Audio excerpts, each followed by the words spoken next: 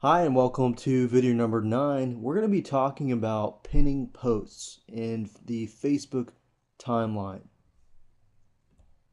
So pinning a post is very easy to do. All you need to do is create a post and then click on the top right hand corner of that post and then click pin to top.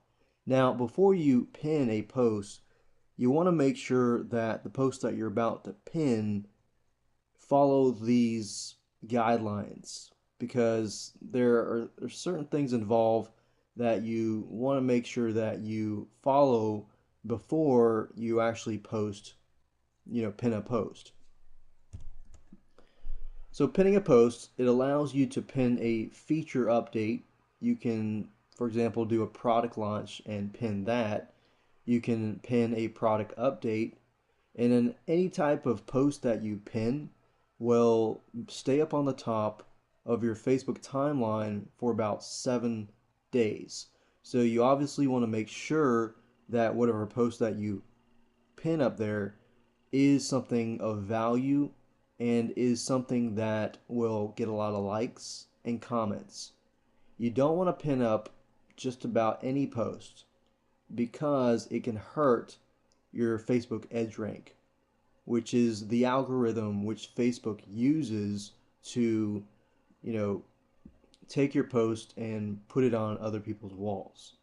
So I'll talk more about that in just a minute. So think before you post. What I want to do now is give you examples of posts that you should focus on and try to stick with these because these tend to get higher clicks or likes and comments.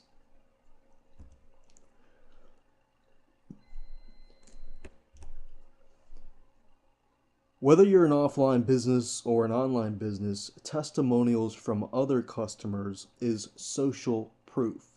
So if you can get a testimonial from another customer and post it and then pin it, then you can really find people who are on the fence about buying your product or service or picking up that phone call or taking some sort of call to action and are reluctant to doing so.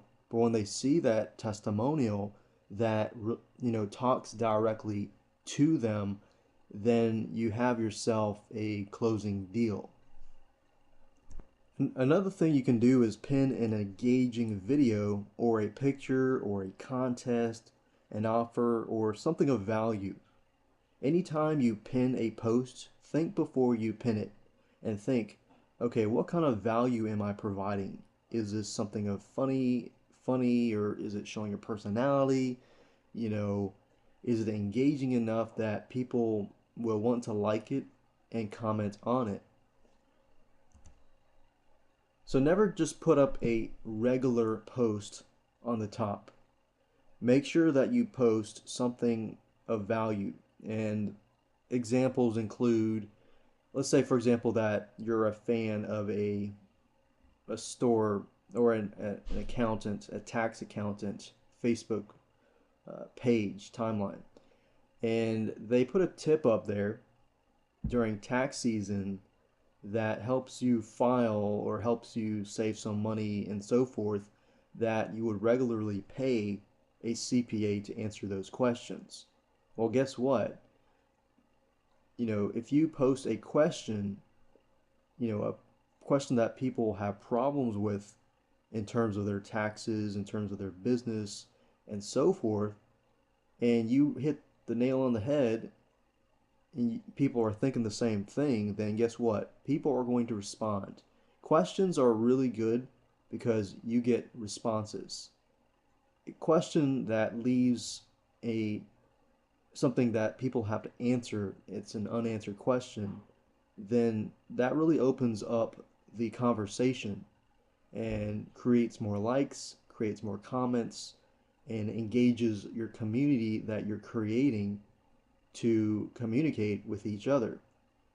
So that's kind of what your goal is. If it's just a post that really cannot generate a lot of likes and comments, do not post or do not put the post up and pin it.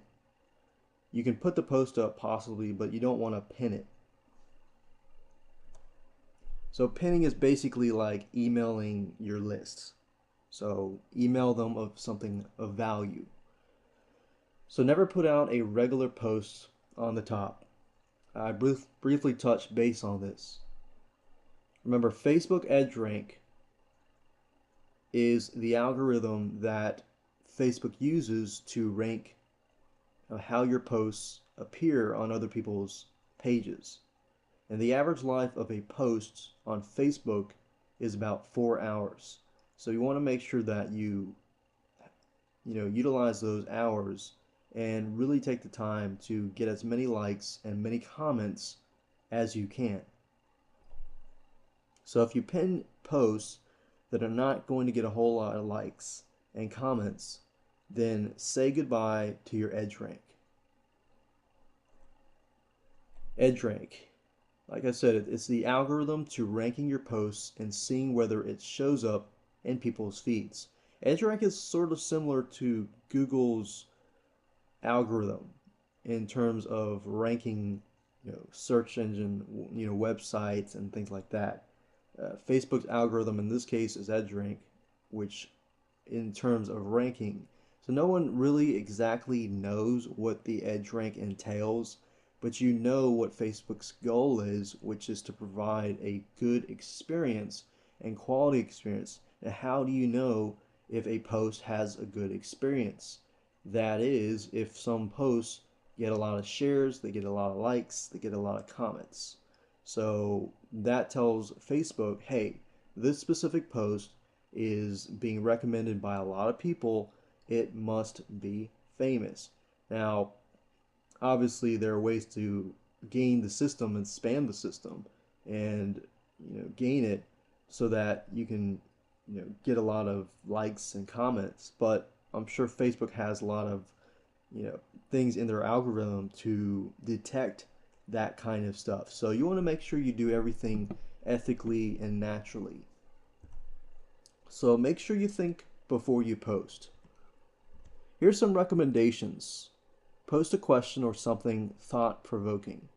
I know I talked about questions earlier, but thought-provoking, don't just post a question. Post some question that is thought-provoking. Something that people can relate to. In other words, unless somebody can relate to your posts, they most likely will not like or comment on it. So keep that in mind. And you see this even in your friend pages or your personal pages.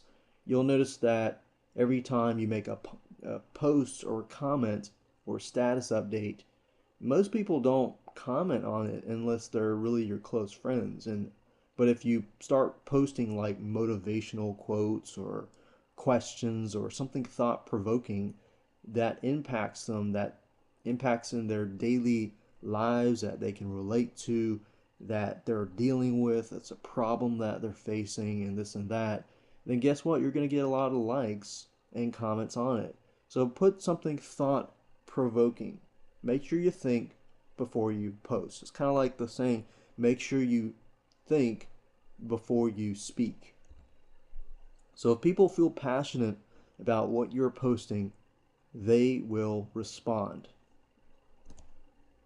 Another recommendation is this, and I've found this to work fairly well, is to create a viral video about your product.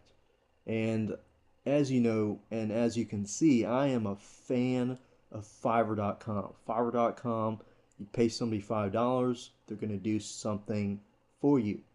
And under the video section, a lot of times you'll find people who are willing to do stuff like scream loudly and hold your website, hold a short message, your company name, your slogan, and so forth, and get people to do this for $5. So create a viral video on your product. Make sure that it's funny. Make sure that it follows the guidelines we talked about. Could be controversial, could be a thought-provoking question, but make sure that the audience that you are creating this for is really your audience. So in other words, make sure you know your audience, the demographics. Are they, really teenagers, or are they college students, or are they graduates, are they a certain age group, and do they have kids, or if they have kids, maybe get a kid of a certain age who's saying something to your audience and so forth. So you need to really be creative here and think about who your audience is before you create any type of viral video or viral post.